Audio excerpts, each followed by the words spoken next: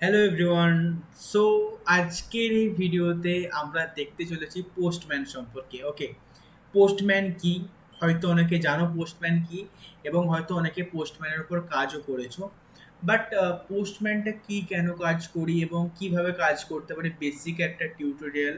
হয়তো তোমরা অনেকে পোস্টম্যান ইউজ করেছো, বাট হয়তো আমি একটু আলাদাভাবে তোমাদেরকে পোস্টম্যানটাকে মানে শেখানোর চেষ্টা করব।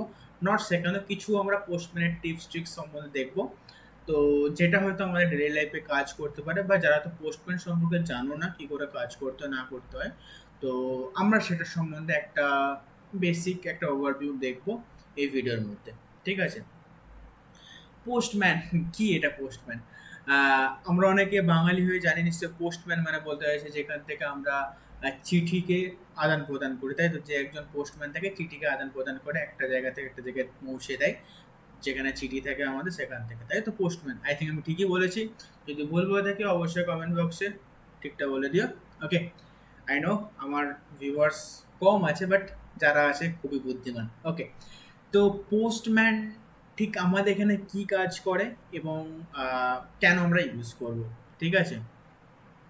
সো আমরা যখন এক্সিডোরে চলে আসি একটু, ঠিক আছে? আমরা যখন কোনো অ্যাপ তৈরি করব বা সফটওয়্যার তৈরি করব বা ওয়েবসাইট তৈরি করব বা যে কোনো টুলস যাই তৈরি করি, আমাদের দুটো পার্ট হয়। একটা থাকে আমাদের ব্যাক এন্ড, ওকে, আর একটা হয় আমাদের ঠিক ফ্রন্ট এন্ড, তাই তো? দুটো পার্ট হয় ফ্রন্ট এন্ড। ওকে, তো ব্যাক এন্ডে কি আমরা সব এপিআই লিখি। এপিআই আমাদের মেনলি ডেটা প্রদান করে, ডেটাবেসের সঙ্গে কানেক্টিভিটি করবে, যা লটস অফ ব্যাকগ্রাউন্ডে কাজ থাকে সেইগুলো আমাদের ব্যাক এন্ডে করে।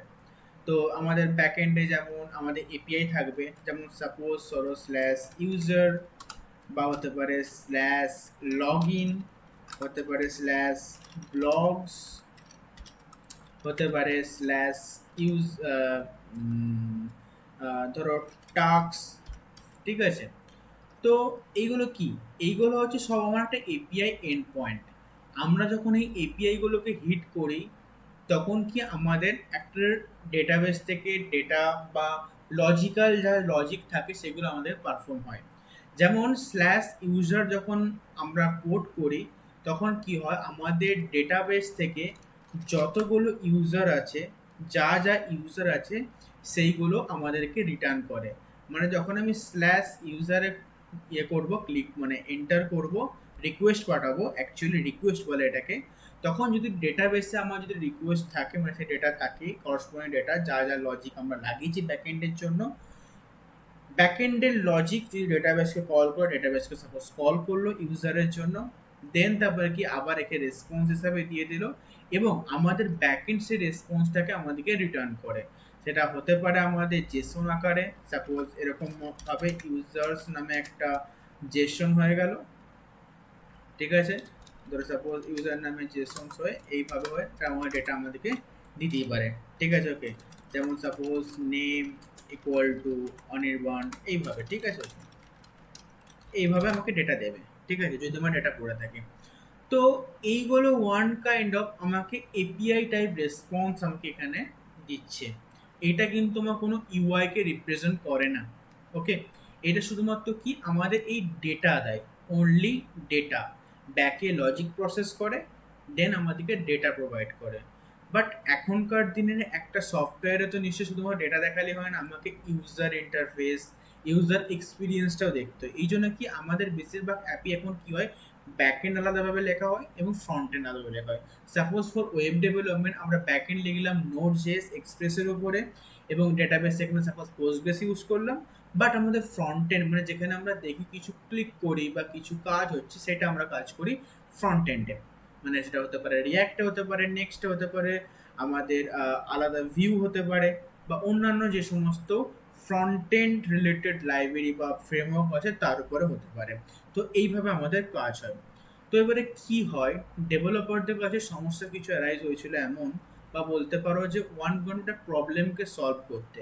এবার আমাদের এই যে রিকোয়েস্ট টাইপগুলো হয়, কিছু টাইপিং থাকে, ঠিক আছে? আমি যে রিকোয়েস্টটা করছি, সাপোজ ইউজারে গেলাম, ইউজারে যাওয়ার পর আমার কিছু রিকোয়েস্ট টাইপ থাকে, যেমন একটা গেট রিকোয়েস্ট হতে পারে, একটা পোস্ট রিকোয়েস্ট হতে পারে, একটা হতে পারে পুট রিকোয়েস্ট হতে পারে, একটা ডিলিট রিকোয়েস্ট হতে পারে। সো এইগুলো বেসিক্যালি কতগুলো আমার রিকোয়েস্ট টাইপ। এই রিকোয়েস্ট টাইপ কি? রিকোয়েস্ট টাইপ হলো ওয়ান কাইন্ড অফ একটা সিস্টেমিক ওয়েতে চলা, যেখানে আমি সার্ভারকে কিছু রিকোয়েস্ট করছি through an process. That's mean আমি যখন গেট রিকোয়েস্ট করব তখন কি হবে? তখন সার্ভার কিছু আলাদাভাবে রেসপন্স করবে। যখন আমি পোস্ট রিকোয়েস্ট করব তখন সার্ভার কিছু আলাদাভাবে রেসপন্স করবে। যখন আমরা পুট রিকোয়েস্ট করব তখন কিছুটা আলাদাভাবে রেসপন্স করবে। যখন আমরা ডিলিট করব তখন আলাদাভাবে রেসপন্স করবে। এই রিকোয়েস্ট রেসপন্সে আমরা একটা আলাদা ভিডিও বানাবো, যেখানে আমরা এই সমস্ত গেট, পোস্ট, পুট, ডিলিট এর সম্বন্ধে আরও ডিটেলে জানবো। বেসিক্যালি জেনে রাখো, আমরা যখন কোনো সার্ভারকে হিট করি সেখানে এই কতগুলো মেথডের উপর দিয়ে আমরা তার উপর হিট করি। সেটা গেট রিকোয়েস্ট হতে পারে, পোস্ট রিকোয়েস্ট হতে পারে, পুট রিকোয়েস্ট হতে পারে, ডিলিট রিকোয়েস্ট হতে পারে। এবার এই যে গেট, পোস্ট, পুট, ডিলিট এইগুলো আছে, এদের রিকোয়েস্ট করার মেথডটাও আলাদা, আর এদের রেসপন্স দেওয়ার মেথডটাও আলাদা। দ্যাটস মিন তুমি যেইভাবে রিকোয়েস্ট করবে গেটকে, তার একটা যেমন কিছুটা মানে তার একটা ওয়ে আছে, তেমনই ঠিক তুমি যখন পোস্ট রিকোয়েস্ট করবে ঠিক তেমনই এরও একটা ওয়ে আছে। এটাই হচ্ছে ব্যাপার। তো এই যে গেট, পোস্ট, পুট, রিকোয়েস্ট এগুলো করবো না, এগুলো ডাইরেক্টলি আমরা ব্রাউজার থেকে হ্যান্ডেল করতে পারি না, বা সবসময় সব ক্ষেত্রে হয়ে ওঠে না। আমরা এখানে কল ইউজ করতে পারি। কল কি? একটা বিল্ট ইন সিএমডি টুল থাকে যেটা থ্রু আমরা কাজ করতে পারি, বাট ওটা অতটা হ্যান্ডি নয়। সো আমরা ডেভেলপার হিসেবে যখন কাজ করি তখন আমাদেরকে ডেভেলপার এক্সপিরিয়েন্সটা বেটার হওয়ার জন্য আমরা অনেক কিছু টুল বানাই। আমাদের আগে ছিল নোটপ্যাড, ছিল নোটপ্যাড প্লাস প্লাস এলো, দেন সাবলাইম এসেছিল, দেন অ্যাটম এসেছিল, ব্র্যাকেট এসেছিল, বাট এখন আমরা সবাই ভিএস কোড ইউজ করি। বিকজ অফ ভিএস কোডে আমাদের ডেভেলপার এক্সপিরিয়েন্স অনেক better. Lots of plug in পাওয়া যায়, লটস অফ লাইব্রেরি ইউজ হয়, লটস অফ ওখানে ফিচার্স আছে যেগুলো আমাদের দৈনন্দিন কাজে বা দৈনন্দিন ডেভেলপমেন্ট রিলেটেড কাজে খুব সাহায্য করতে হয়। তো সেই কারণে কি আমাদের এখানে বলতে পারো যে ডেভেলপার এক্সপিরিয়েন্স বেটার করার জন্য আমাদের কিছু কিছু এপিআই ক্লায়েন্টস থাকে, যারা মেনলি কি করে আমাদের এই রিকোয়েস্ট রেসপন্স এই সিস্টেমটাকে খুব সুন্দরভাবে হ্যান্ডেল করতে পারে। তার মধ্যে একটা টুল হচ্ছে পোস্টম্যান। ওকে, অনেক বকে ফেলেছি, এবার চলো পোস্টম্যান কি এবং পোস্টম্যান কীভাবে কাজ করো। তুমি পোস্টম্যানকে এখান থেকে ডাউনলোড করে নিও অফিসিয়াল ওয়েবসাইট থেকে এবং লগ ইন করে নিও, ঠিক আছে, ফ্রি। ওকে, চলো এবার পোস্টম্যানটা আমি খুলে নিই, ঠিক আছে। মেবি তোমাদের পোস্টম্যানটা হয়তো কিছুটা এরকম দেখাবে, হয়তো ক্রিয়েট নিউ ওয়ার্ক স্পেস দেখাবে, যেহেতু তোমরা ফ্রি এখন, সরি, প্রথমবার যদি খুলে দেখো। যদি আগে খুলে দেখো তাহলে অবশ্যই সেক্ষেত্রে তোমার এরকম মতো করে দেখাবে ওয়ার্ক স্পেসগুলো, এরকম মিলে ওয়ার্ক স্পেস বলায়। তো চলো প্রথমে আমরা ফটাফট একটা ওয়ার্ক স্পেস তৈরি করে নিই, ঠিক আছে। ক্রিয়েট নিউ ওয়ার্ক স্পেসে ক্লিক করবো। ওকে, দেন কি এবার এখানে কিছু টেমপ্লেট দেয় এরা। টেমপ্লেট মিনস এখানে কিছু মানে ইন্ডাস্ট্রি রেডি বা ইন্ডাস্ট্রি স্ট্যান্ডার্ড কিছু টেমপ্লেট থাকে যেগুলো তুমি ইউজ করতে পারো। তাছাড়া তুমি নিজস্ব ব্ল্যাঙ্ক ওয়ার্ক স্পেস ইউজ করতে পারো, ঠিক আছে। আমি তাহলে নাম দেবো, চলো কোড আড্ডা ওয়াইটি আমি নাম দিচ্ছি। ওকে, নেক্সট এখানে কি অনলি ইনভাইট পিপি করেছে আপাতত, আমি নিজের জন্য করে রাখছি। এখানে তিনটে মোড আছে, ইন্টারনাল, পার্টনার, পাবলিক। ইন্টারনাল করে রাখতে পারো ফর নিজস্ব জন্য, এবং তুমি যদি কোথাও জব করে রাখো সেখানকার তোমার কোম্পানি যেটা তোমাকে প্রোভাইড করবে তুমি সেটাকে ইউজ করতে পারো। ওকে, তারা শুধুমাত্র তাদের ওয়ার্ক স্পেস তোমাকে অ্যাক্সেস দেবে। ওকে, চলো আমি ক্রিয়েট করে নিচ্ছি আমার ওয়ার্ক স্পেসটা। ওয়ার্ক স্পেস মানে কি? Work space is one kind of place যেখানে তোমরা কাজ করবে। সো সাপোজ তুমি ধরো মাল্টিপল অ্যাপে কাজ করছো, ধরো তোমার একটা ই কমার্স অ্যাপে কাজ করছো, তুমি একটা ব্লগিং অ্যাপে কাজ করছো, তুমি একটা হয়তো অন্য কোনো মানে আলাদা সিক্রেট অ্যাপে কাজ করছো। তো সবারই এপিআই এন্ড পয়েন্ট, সবারই ইউআরএল, সবারই সার্ভার ইউআরএল এগুলো সব আলাদা হবে, তাই তো। তো সেক্ষেত্রে কি হবে, তোমাকে সেপারেট ওয়ার্ক স্পেস তৈরি করতে হবে এবং সেপারেট ওয়ার্ক স্পেস তোমাকে আপলোড করতে হবে। ওকে, চলো এবারে সেপারেট ওয়ার্ক স্পেসের ব্যাপারটা যখন চলে এসেছি, এবারে এই ওয়ার্ক স্পেসের মধ্যে আমার কিছু জিনিস করতে হবে। একটা কালেকশনের ব্যাপার আছে।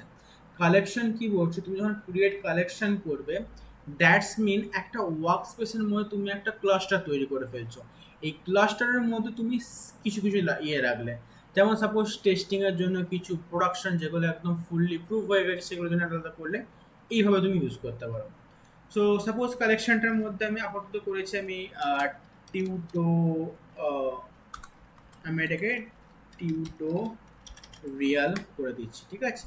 সো এটা আমার টিউটোরিয়াল নামে একটা ওয়ার্ক স্পেস আমার বিল্ড হয়ে গেল, ঠিক আছে। এবারে এখানে আমি ডাইরেক্ট রিকোয়েস্ট করতে পারি, সাপোজ অ্যাড রিকোয়েস্ট করলাম, এটাই মেন থিংস, ওকে। তো এরপরে ধরো সাপোজ আমি এই যে ইউআরএলটায় কপি করলাম, কপি করার পর এখানে পেস্ট করলাম, ঠিক আছে।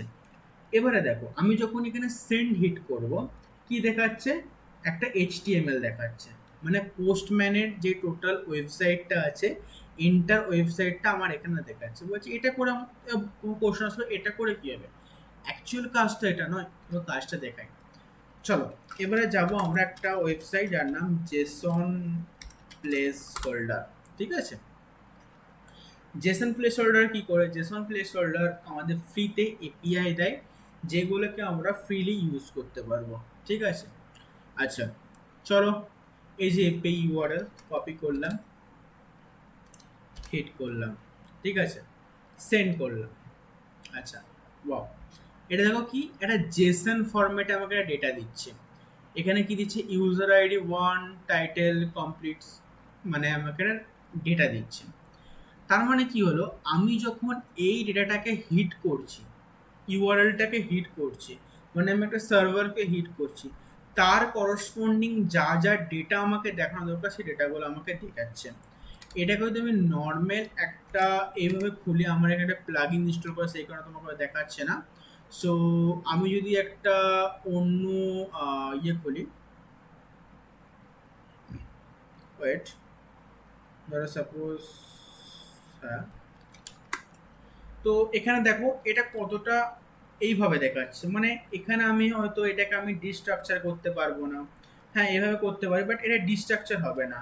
আমি চাইছি ধরো এটাকে ছোট করতে, বা সাপোজ ধরো আমি এখানে টু ডু ওয়ানটাকে উড়ে যাই, তখন আমাকে এখানে লটস অফ ডেটা চলে এলো। এবার এখানে কোনটা অ্যারে হিসাবে আসছে, কোনটা অবজেক্ট হিসাবে আসছে, এখানে ডিনোট করা খুবই জটিল। বাট যখন আমরা এটাকে আমরা পোস্টম্যানে ফেলবো এবং এটাকে আমি হিট করলাম, এবারে দেখো কত সুন্দরভাবে এখানে আমাকে দেখাচ্ছে। প্রথম কথা এই যে এইভাবে আমরা এটাকে আমরা র্যাপ করে দিতে পারি বা আনর্যাপ করতে পারি, র্যাপ আনর্যাপ করতে পারি, পার অবজেক্টকে আমি র্যাপ আনর্যাপ করতে পারি, এখানে সুন্দরভাবে একটা ভিউইং দেখিয়ে দেয়। সো এটা সব থেকে বেস্ট। এবার সেকেন্ড অফ অল এখানে রিকোয়েস্ট টাইপ আছে, যেটা সম্বন্ধে আমি বলছিলাম, পুট, পোস্ট, পুট, মিন আমি এখানে কি টাইপ অফ রিকোয়েস্ট সেন্ড করতে চাই, দেন সেই টাইপ অফ রেসপন্স আমাকে এখানে শো করাবে, ঠিক আছে। এবং এখানে আমি অথরাইজেশনের মধ্যে অথরাইজেশন টাইপ দিতে পারি। যেমন সাপোজ জেডব্লিউটি, যদি তোমরা ইয়ে করে থাকো, কি বলে, ব্যাকএন্ড করে থাকো, তাহলে অবশ্যই সেক্ষেত্রে একটা বিরাট ভালো, মানে ওয়ান কার্ড তো বুঝতে পারবে এখানে ব্যারিয়ার টোকেনের ব্যাপারটা কি, এখানে টোকেন প্রোভাইড করতে হয়। এগুলো হচ্ছে বেসিক পোস্টম্যানের ফিচার্স, যেখানে আমরা কি যে কোনো রিকোয়েস্টকে হ্যান্ডেল করতে পারবো, এগুলো হয়ে গেল। বাট এটা খুব এক্সট্রাঅর্ডিনারি ব্যাপার নয়, এখানে এক্সট্রাঅর্ডিনারি ব্যাপার কোনটা জানো, দেখাচ্ছি তোমাকে। সাপোজ আমি যখন প্রথম ইউআরএলটা হিট করেছিলাম এটা ছিল, তারপরে দেখো ওয়ানে হিট করলে আমাকে এইটা দেখাচ্ছে, একটা ডেটা দেখাচ্ছে, যখন আমি টু হিট করব আমার ডেটা কিন্তু চেঞ্জ হচ্ছে, আবার ধরো থ্রি হিট করছি আমার ডেটা চেঞ্জ হচ্ছে। তো সাপোজ ধরো তোমার এটা সার্ভারের ইউআরএল, ওকে, এটা সার্ভারের ইউআরএল, এবারে কি তোমার এইটা জেসন প্লেস হোল্ডার, এটা যা আছে স্ল্যাশ টু ডু যেটা আছে, এটা তোমার চেঞ্জেবল, নট চেঞ্জেবল, ঠিক আছে, চেঞ্জেবল হবে না।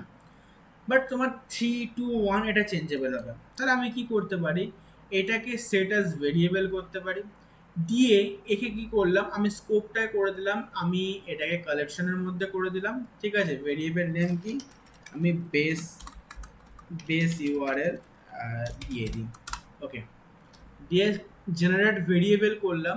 তো এবারে কি হলো, এটা মেনলি এটা কাজটা কি হলো, যখন আমি এখানে কোনো নতুন রিকোয়েস্ট করব, এবং এখানে যখনই আমি এইভাবে করে বেস ইউআরএল সার্চ করব, অটোমেটিক ওই যে স্ল্যাশ টু ডুস এতদূর পর্যন্ত চলে এলো।